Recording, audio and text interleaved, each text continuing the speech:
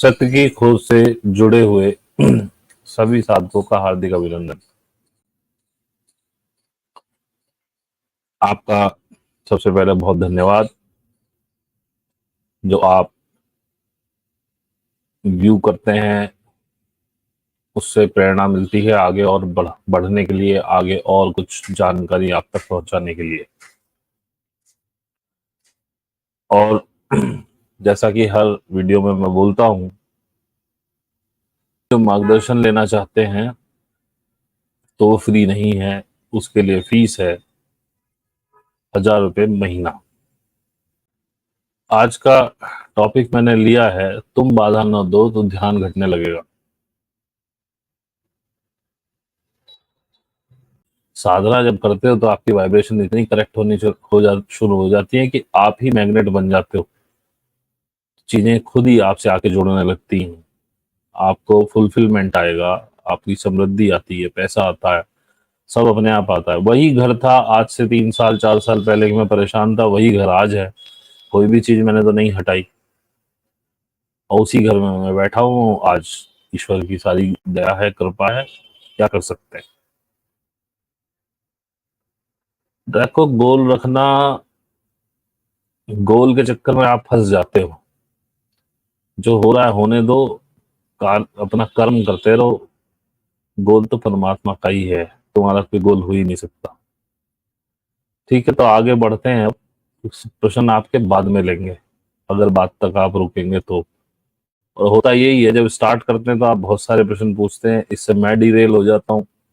और जब मैं अपना टॉपिक खत्म करके आपसे बात करने लगता हूँ तो आप डिरेल हो चुके होते हैं, तब तक फिर आपके प्रश्न नहीं आते। तो मैं बात करता हूँ आज के टॉपिक पे कि तुम बाधा ना दो तो ध्यान घटने लगेगा। प्रॉब्लम तुम्हारा, बहुत से लोग कह रहे हैं हमसे ध्यान नहीं हो रहा, हमसे ध्यान नहीं हो पाता, हमसे ध्यान नहीं हो पाता। क्यों नहीं हो पाता? कभी आपने देखा है? ध्यान में कुछ करना ही नहीं होता। आपके अंदर बहुत सारी गलत मैसेजेस चैनल किए हुए हैं जो आप पकड़ के रखते हैं। आपको लगता है ध्यान में बैठते हैं तो ट्रांस में चले जाते हैं, फिर आपको आसपास का कुछ नहीं पता होता। आप एकदम शांत हो जाएंगे, मस्तिष्क एकदम बंद हो जाएगा, विचार आने बंद हो जाएंगे। तो ये बहुत बड़ी गलतफहमी है। ये स्टेज पता नहीं कब आएगी, आती भी कि नहीं आती अभी तक मैंने तो नहीं देखी। आएगी तो कभी बता दूंगा। मैंने तो अभी तक यही देखा कि ध्यान में बहुत विचार आते हैं। नॉर्मली जो आंख खोल के आप बैठे होते हैं, जब मैं आपसे बात कर रहा हूं तो इतने विचार नहीं आ रहे, लेकिन ध्यान में बैठे फिर विचारों का पिटारा खुल जाता है और इतने ज्यादा विचार आते हैं कि पूछिए मत। और तुम फिर कहते हो कि जी हमसे बैठा नहीं जाता। क्यों नहीं बैठा जाता? क्योंकि तुम बाधा दे देते हो, तुम्हारे दिमाग चलने शुरू हो जाते हैं। होता क्या है, ध्यान जब आपका शुरू होता है तो आपका मन और आपका दिमाग ये मरना शुरू हो जाता है। इसको पता है कि अब ध्यान घटने लगा तो मैं मर ही जाऊंगा। मरना कोई नहीं चाहता। और जब ध्यान घटता है तो अंदर एक मंथन शुरू होता है, आपके हृदय, आपके विचारों के अंदर। तो जब कोई चीज एक सेटल पड़ी हुई है, पानी है, मान लीजिए दूध है, दही है, पानी एकदम सेटल ऐसे पड़ा हुआ है, तो कोई हलचल नहीं है। और अचानक से आपने उसमें कुछ डाल के ऐसे मथना शुरू कर दिया तो उसमें पूरे में हलचल होगी और वो भयंकर तरीके से उसमें विरपुल बनेंगे, उसमें तरंगे उठेंगी, कहीं से उभार छलकेगा। तो ध्यान एक मधानी है। जब ध्यान शुरू होता है तो वो आपके मन को मथना शुरू करता है, विचारों को मथना शुरू करता है। तो ऑब्वियसली ध्यान में बैठते ही आपके विचार और उग्र हो जाते हैं। और यकीन मानो, उन विचारों को सिर्फ देखो, उन पे कोई प्रतिक्रिया मत करो। डूब जाओ विचारों में और जैसे ही तुम्हें लगे विचारों में तो बाहर खड़े होकर देखना शुरू कर दो। अच्छा भाई, चल कहाँ तक चलेगा, हम देख रहे हैं। और विचार खत्म हो जाए तो उसको बोलो बहुत बढ़िया था, अगर कभी भविष्य में जरूरत होगी तो हम तुम्हारा उपयोग करेंगे, हमने सोच लिया कि ये अच्छा विचार है। या कुछ बुरा विचार है तो बोलो भाई आज की डेट में तो ये ठीक नहीं लग रहा हमको, लेकिन कभी भविष्य में जरूरत पड़ी तो तुम्हारा इस्तेमाल करेंगे। विचारों को सिर्फ साक्षी भाव से देखो, उनमें इंडल्ज ना हो। और जिसे हम कहते हैं कि सहज हो जाओ, जो हो रहा है उसे होने दो, तो ध्यान घटना शुरू ही हो जाएगा। ध्यान का मतलब ये नहीं कि आप आलती पालती मार के आंख बंद करके बैठ गए और ध्यान हो रहा है। मैंने पहले भी बताया, ध्यान का मतलब है हर चीज ध्यान से करना और सहज में होने देना, वो ही ध्यान है। खाना खा रहे हो तो तुम्हारी दृष्टि खाने पर हो, क्या खा रहे हो, क्या रखा है थाली पे, किस कौर में कितनी चीज डाली, तो देखोगे तुम उसमें बाल भी दिखाई देगा, उसमें मच्छर भी दिखाई देगा, या कोई और कंकड़ होगा वो भी दिखाई देगा। तुम्हें ये भी पता चलेगी दाल कितनी गली है, आलू कितना गला है, ये सब्जी पकी है कि नहीं पकी है, सब महसूस होगा। लेकिन सामने टीवी चल रहा है या मोबाइल की स्क्रीन चल रही है और खाना खा रहे हो, तो क्या ध्यान है? अब खाने में नहीं है ध्यान, है तुम्हारा टीवी में या मोबाइल में। तो क्या खाक ध्यान घटित हो रहा है? खाना खा रहे हो, ध्यान उधर है, तो अनाप शनाप जो भी होगा थाली में खा जाओ। पता चला मुंह में चला गया गस्सा, फिर पता चला कि बाल है उसमें। ध्यान होता तो पहले ही हो जाता। तुमने बाधा दे दी, ध्यान एक समय पे दो दो तीन तीन काम कर रहे हो, तो ध्यान से तो कुछ भी नहीं हो पाएगा। दूसरा, तुम्हारा मन बाधा करता है, अरे नहीं आज नहीं कर रहे, ध्यान छोड़ो कल करेंगे। तुम सोचते हो कि चलो कल कर लेंगे, कौन सी आफत आ गई। तुम ध्यान में कुछ और कर रहे हो, दिमाग में कुछ और चल रहा है। तो ये बाधाएं हैं जो तुम अपने ध्यान में डाल रहे हो। बस एक बार बाधाओं से हट जाओ, और इसका अगर दूसरा अर्थ समझोगे तो विचारों को अपने ऊपर हावी ना होने दो। मैं ये तो नहीं कह सकता कि आप विचारों से विचारों से हट जाओ, विचार खत्म कर दो, क्योंकि कर ही नहीं पाओगे। अभी तक तो मैं नहीं कर पाया हूं, आगे हो जाए तो मुझे नहीं पता। और आप अभी तैयार भी नहीं हो विचार शून्य होने के। मैंने परमात्मा से कहा था कि वो विचार शून्य अवस्था कैसी होती है, तो एक हफ्ते परमात्मा ने मुझे लगभग विचार शून्य रखा, जब कोई थॉट ही नहीं आ रहा था अंदर। और ईमानदारी से मैं बड़ा घबरा सा रहा था अंदर से, मैं करूं क्या? मोबाइल देखूं उसमें दिल नहीं, पढ़ूं कुछ उसमें दिल नहीं, क्या करूं? तो बस आखिर में यही बचता था कि आंख बंद करके लेट जाता था, और तब भी कोई विचार नहीं। बड़ा अजीब लगा, ये कैसे, ऐसे कैसे जिंदगी कटेगी। तो अब यहाँ पर हम विचार शून्य होने के लिए तैयार ही नहीं है। तो वो चीज मांग रहे हैं जिसके लिए हम तैयार ही नहीं है। अगर मिल जाएगी तो पागल हो जाओगे, परेशान हो जाओगे। अभी आप विचार के बिना रह ही नहीं सकते। तो विचार को तो कभी नहीं खत्म कर पाओगे, आगे कर पाओगे जब कभी वो स्थिति आएगी। जब मेरी आएगी तो मैं बता दूंगा, मेरी तो आई नहीं, आपकी किसी की आ जाए तो बहुत अच्छी बात है। आएगी तो सही, ये भी पक्की है। लेकिन जब वो स्थिति आ जाएगी तो शायद कुछ कर नहीं पाओगे। समझो मेरी बात, कुछ भी नहीं कर पाओगे, क्योंकि कुछ करने के लिए भी विचार की होने की आवश्यकता है। विचार शून्य होने का मतलब आदमी बुद्ध हो गया। जैसे बुद्ध को कहते हैं, जब उनको ये प्राप्ति हुई तो वो बस लेटे रहते थे आंख बंद करके, और करेगा क्या आदमी? उसके पास कुछ है ही नहीं करने के लिए। बस तुम ही हो जो तुम अपना ध्यान घटने नहीं देते। बार बार तुम्हारा दिमाग कभी इधर उलझ जाता है, कभी उधर उलझ जाता है। तुम ही अपने ध्यान में बाधा हो। जब किसी भी चीज को कर रहे हो तो ध्यान से करो, उसमें बाधा ना बनो। अपने फोकस को स्कैटर मत करो, इधर उधर मत ले जाओ, तो ध्यान घटित हो जाए। ये तो कोई बहुत बड़ी चीज नहीं है। अब ये तो बहुत छोटा सा टॉपिक है, लेकिन जब मैं हफ्ते में आता हूँ तो कुछ ना कुछ इकट्ठा करके लाता हूँ तुम्हारे लिए। अब मैं लिखने लगा हूँ अपनी डायरी में, तो ताकि मुझे कहने में आसानी हो, टॉपिक्स मेरे पास हों, तो ये तो पहला टॉपिक था कि तुम ही अपने ध्यान में बाधा हो। अपनी बाधाओं को हटाओ, एकाग्र करो चित्त को, और जो भी करो ध्यान से करो, वही ध्यान है। जब परमात्मा से जुड़ने का के लिए बैठे हो आसन लगा के, तो उसे ध्यान से करो, चित्त अपनी तरफ रखो। पर जो हो रहा है होने दो, उसमें बाधा उत्पन्न न करो, क्योंकि तुम कर भी नहीं सकते। होना तो है ही जो होके रहेगा। थोड़े हल्के बनो।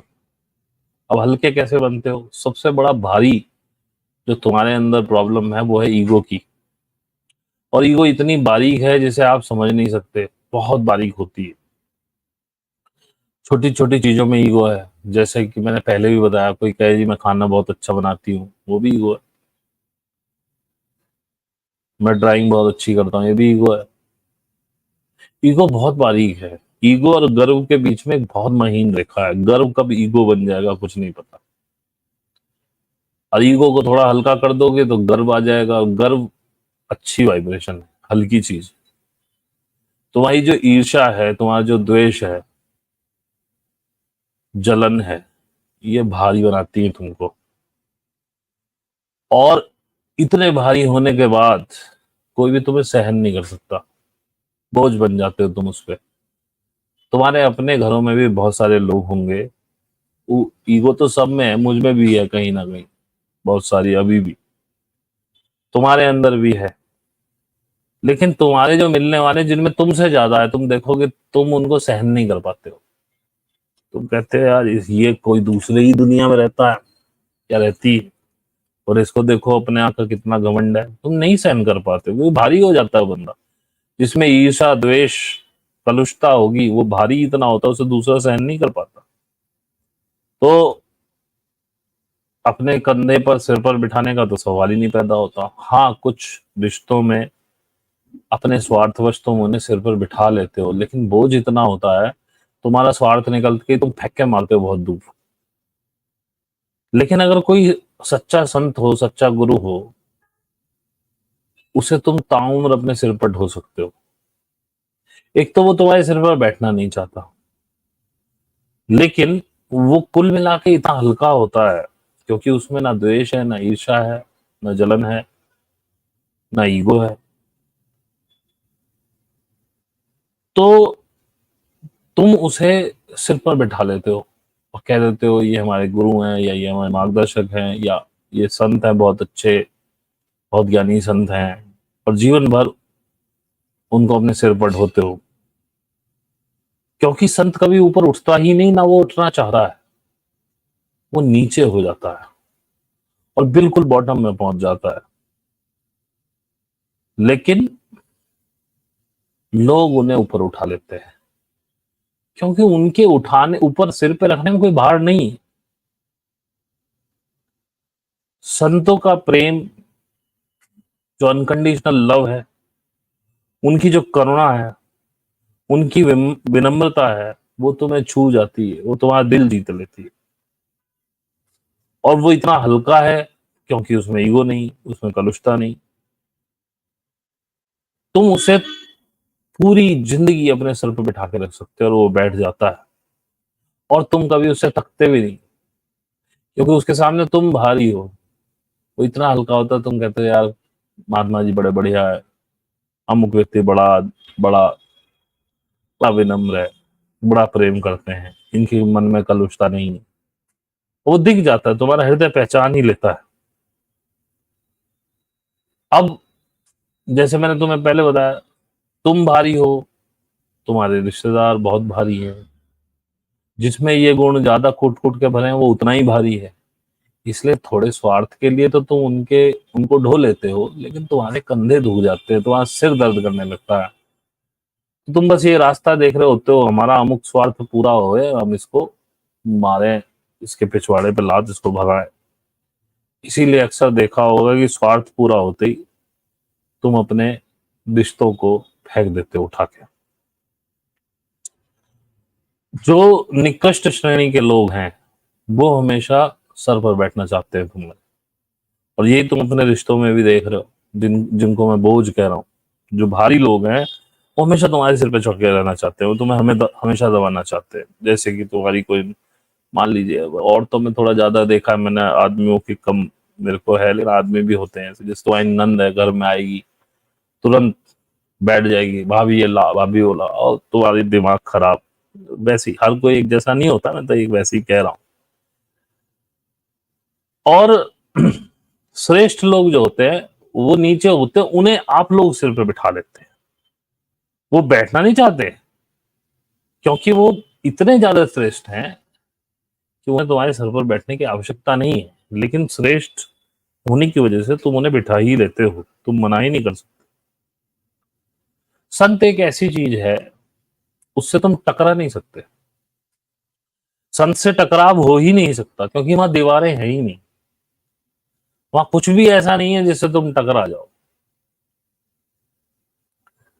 जैसे ही तुम उससे टकराने की कोशिश करोगे, क्योंकि वहां कोई अवरोध नहीं है, तो टक्कर तो नहीं होगी, लेकिन तुम उसमें डूबते चले जाओगे। तुम अपना सर्वस्व नष्ट कर दोगे, खत्म ही हो जाओगे। एक बार उसमें टक्कर मारी तुमने, उसके बाद तुम गिरते ही चले जाओ, क्योंकि अवरोध नहीं। अवरोध नहीं तो तुम्हारा ही फोर्स तुमको डुबाता चला जाएगा, और तुम्हें मिटने की इच्छा पैदा हो जाएगी। जैसे ही तुम संत से टकरा गए, तुम्हारी खुद की मिटने की इच्छा बढ़ जाएगी। तुम मिटना ही चाहोगे, वो तुम्हें मिटा ही देगा, तुम्हें समाप्त ही कर देगा। जो चालाक लोग हैं, वो संतों से टकराते नहीं है, वो बस सुनते हैं दूर से बैठ के, और अपनी उसमें राय देते हैं। जैसे कि अभी एक राय मेरे पास आई दूसरे वाले चैनल पे,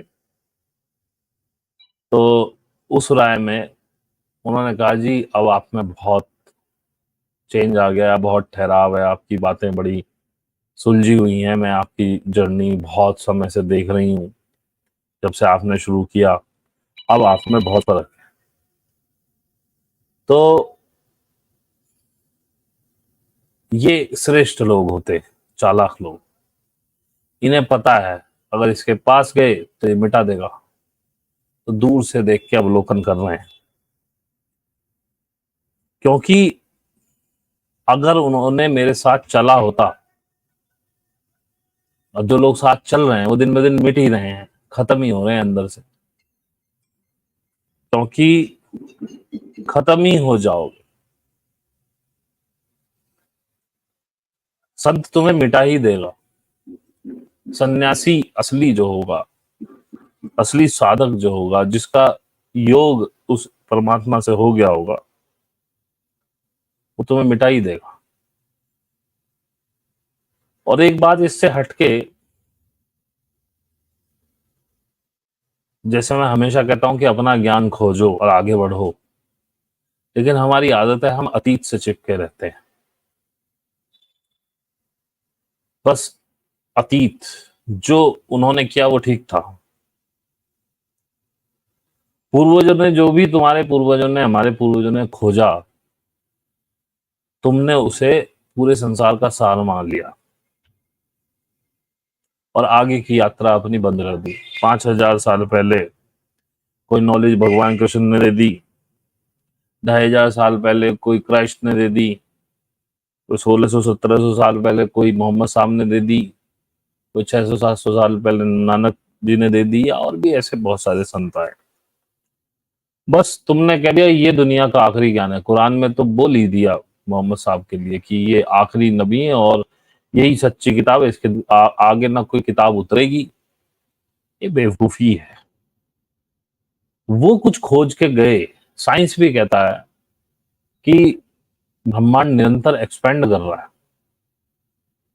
एक्सपेंड कर रहा है तो चीजें और भी बढ़ रही होंगी। जहां तक उन्होंने जाना था उसके आगे बढ़ गए होंगे हम 1,700 साल में, या 5,000 साल में, या 600 साल में। तो उसके आगे भी कुछ एक्सप्लोर करने के लिए होगा, पर तुमने अपनी यात्रा बंद कर दी। उसी 5,000 साल पुराने ज्ञान को संपूर्ण ज्ञान मान लिया, और उसी पकड़ के उसी को पीटे जा रहे हो। वो जो उन्होंने बताया वो भी तुमने जाना नहीं खुद। कम से कम जो उन्होंने बताया था उसको एक बार अनुभव तो करते अंदर अंदर, ये ठीक है गलत, बस मान लिया ये ठीक है, उसी लकीर को पीटे जा रहे हो। जब कि तुम्हें आगे जाना था, वहां तक का तो उन्होंने बता दिया अपने हिसाब से। पहले तुम्हें वो अनुभव करना था और फिर आगे जाना था। और तुमने क्या किया? तुम उन लोगों को पूजने लगे, जबकि उन्हें पूजना नहीं था।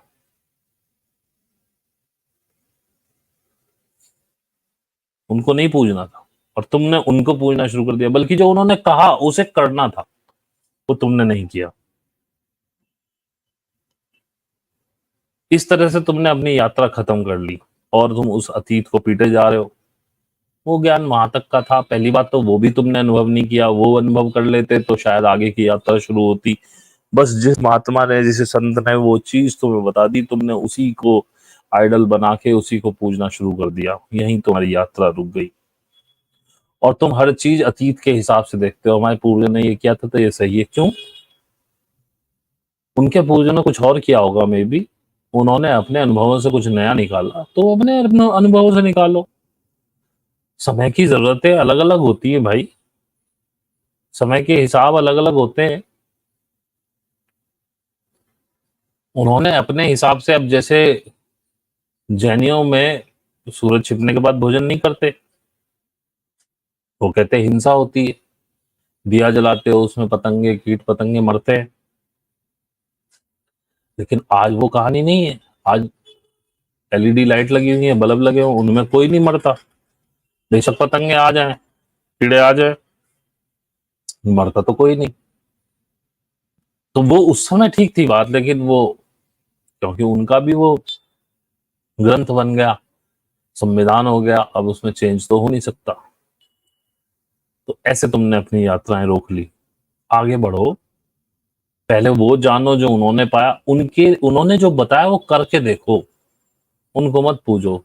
तुमने तुच्छ चीजें पकड़ ली, उन्होंने अपने उस समय के हिसाब से कह दिया भाई सूरज छिपे भोजन नहीं करना चाहिए, क्योंकि अंधेरे में दिया जलाओगे हिंसा होती है, कुछ कीट पतंगे तुम्हारी वजह से मारे जाते हैं, तो ये हिंसा नहीं चाहिए। अब तुमने वो पकड़ लिया, सूरज छिपे भोजन नहीं करना चाहिए, लेकिन वो कारण नहीं जाना उन्होंने क्यों किया था। लेकिन जो उन्होंने बताया, सरल हृदय होना, एक दूसरे के प्रति करुणा रखना, गलत काम ना करना, चोरी चकारी ना करना, और भी ऐसी बहुत सारी चीजें, वो सब महापुरुषों ने एक जैसी बताई, पर वो तुम्हें नहीं करनी।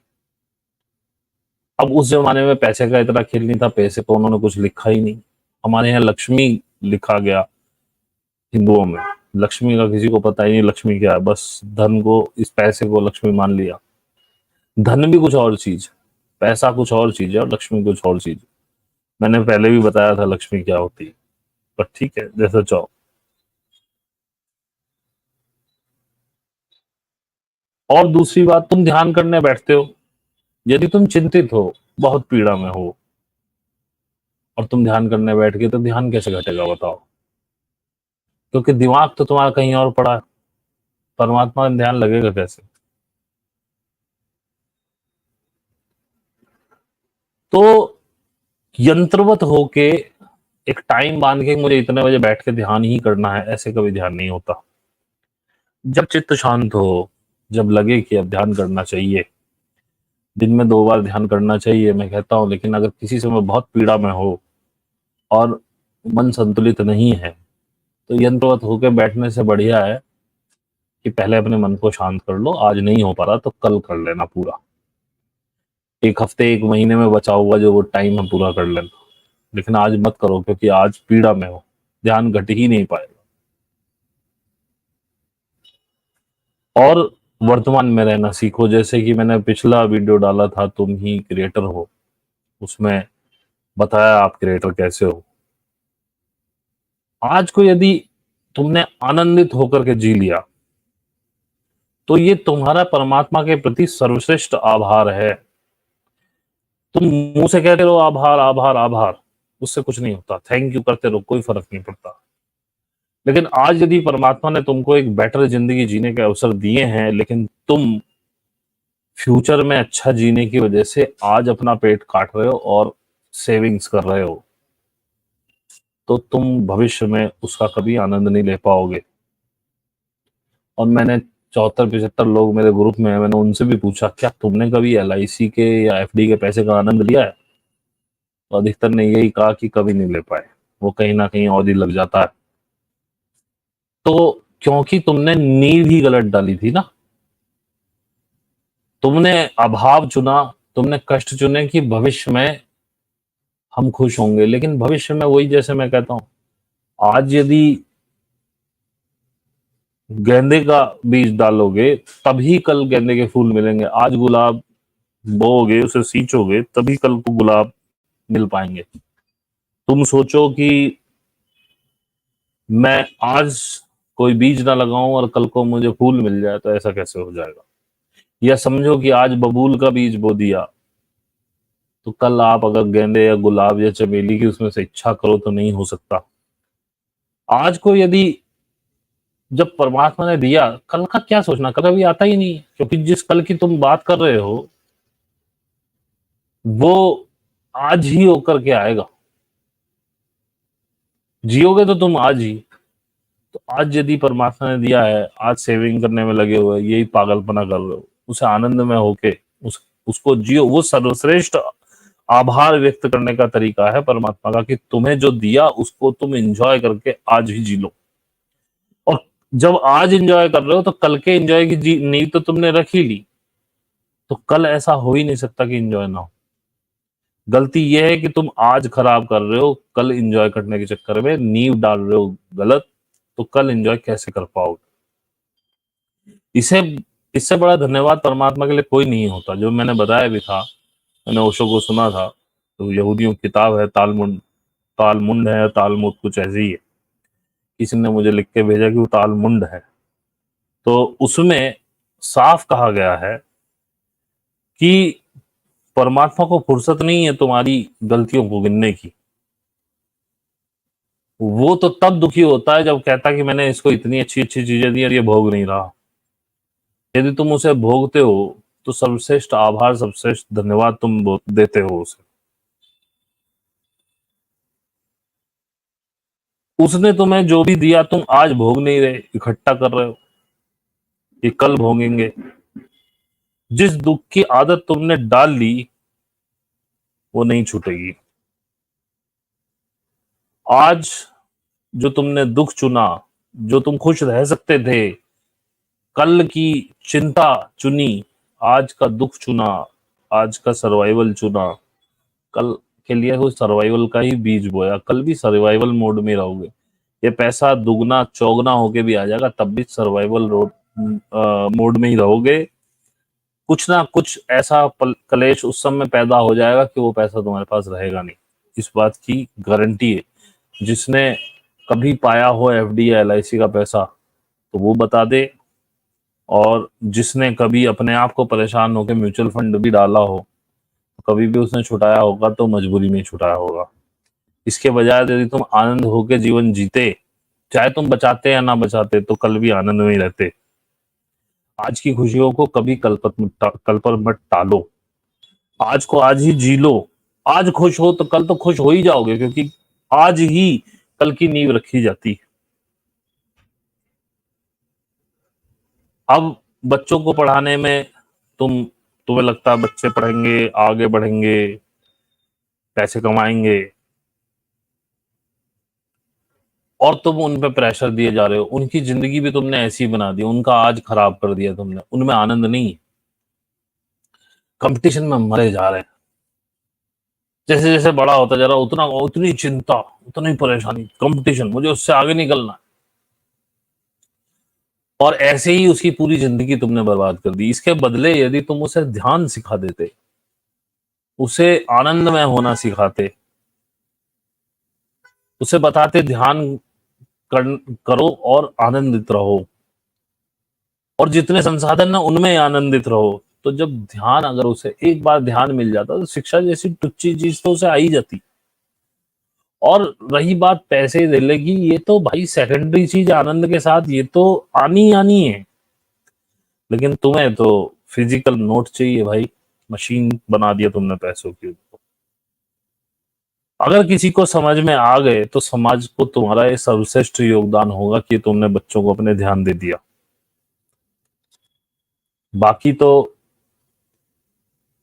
उसके जीवन में आनंद यदि तुम आज भर दो और ताजीवन अगर उसके जीवन में तुम आनंद ही भरते चले जाओ, तो उसकी जो आनंद की नींव तुमने डाली है ना, वो जिंदगी भर आनंद करेगा। पैसे से कभी आनंद नहीं आता। मुझे बताओ कितने लोग कितने कितने पैसे वाले हैं, ये गौतम अडानी और ये अनिल अंबानी, मुकेश अंबानी, तुम्हें लगता है ये बहुत आनंद में? रात को नींद नहीं आती होंगी इन्हें ढंग से, इन्हें, क्योंकि ये तो लाइन में सबसे आगे खड़े हैं ना। इनको आगे होने की, अपनी पोजीशन मेंटेन करने के लिए दिन रात ये चिंता में रहते हैं, परेशान रहते हैं। वहीं एक संत जो लाइन में सबसे पीछे बैठा हुआ है, वो मस्त है, क्योंकि उसे अब कुछ करना ही नहीं है, उसने कर लिया जो करना था, और उसे पता है आगे मुझे जाना ही नहीं, मुझे सबसे पीछे रहना, और सबसे पीछे रहने के लिए उसे कोई चिंता नहीं करनी, तो है ही सबसे पीछे, अपने आनंद में लीन है। उससे बड़ा आनंद किसी को मिलेगा? किसी को नहीं मिल सकता। और यही ऐसे ऐसे लोग, अंबानी जैसे, अडानी जैसे, ऐसे संतों के चरणों में सिर झुकाते हैं, दंडवत हो जाते हैं। तो आज के लिए मेरे पास इतना ही था कहने के लिए आप सबसे। अगर किसी का कोई सवाल हो तो अब आप पूछ सकते हैं। बाकी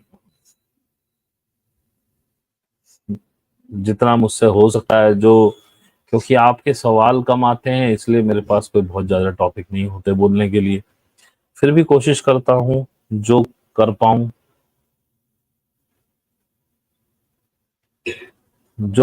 वो कर सकूं। अब यदि आप कुछ सवाल भेजें तो शायद मेरे पास कोई और टॉपिक भी हो, लेकिन आप सवाल नहीं भेजते। चलिए, आपकी इच्छा है।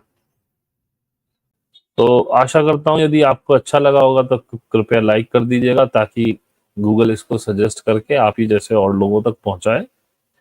इतना तो योगदान आपको करना चाहिए। यदि आप 1000 व्यूज इस चैनल पे देते हैं एक वीडियो पे, तो मेरे को तो उसमें 100 लाइक भी नहीं दिखते। कितने, कहना चाहिए कि आप स्वार्थी हैं। यदि आप उसमें 500-700 लाइक भी कर दें तो वीडियो ये आप जैसे और बंदों तक पहुंचे, उनको भी कुछ लाभ हो जाए, ये आपका योगदान रहे समाज के लिए। मेरे को इसमें कुछ नहीं मिलता है, ना मैं यूट्यूब से कुछ कमाता हूँ, इसीलिए आपको ये सब बिना ऐड के मिलता है, और मैं चाहता भी नहीं हूँ इससे कुछ कमाना। थैंक यू, आज के लिए इतना ही। धन्यवाद।